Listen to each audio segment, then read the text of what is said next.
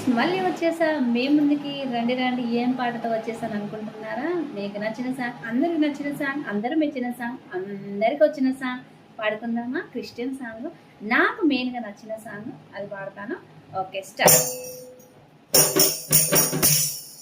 ప్రభువా నీవు నన్ను విడచిపెట్టలేదు,